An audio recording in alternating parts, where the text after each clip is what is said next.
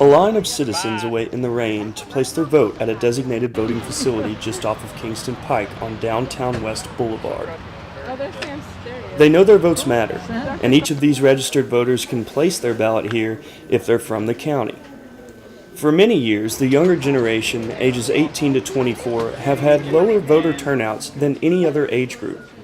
In fact, the U.S. Census Bureau has said it has been this way since 1962. But why? Well, I think like a lot of college students don't know a lot about politics, so would rather not vote than make an uninformed decision. I just don't think a lot of people, we have a lot of other priorities. This year's like candidates don't look like there's not one breakaway candidate. Many students in college aren't creating time for this civic duty. Although if they did make it to the voting booth, they do think their voices would be heard. Yeah, for sure. I mean, young people tend to lean more liberal, so I think it could sway a lot of elections in states. But there may be other reasons behind these low numbers in younger voters.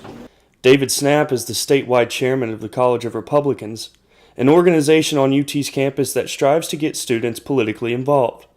When asked why college students have a lower voter turnout, he had this to say.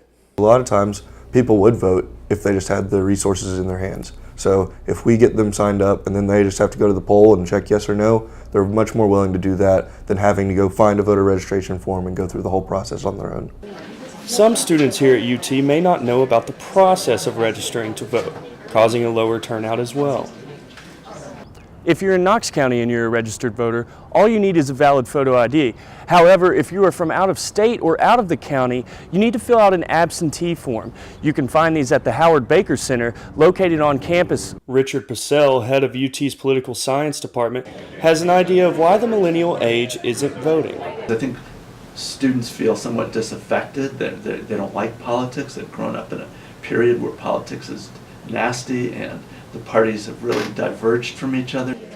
Although this is an issue right now, it isn't something that can't be corrected. I think you can't force people to vote, but you make it as easy as possible to overcome the obstacles to voting. No matter where you fall in your political values, if you are a college student or just a young voter who is passionate about the 2016 election and the growth of the American nation, you have an important voice to be heard. And there are resources out there that can make sure the nation hears you.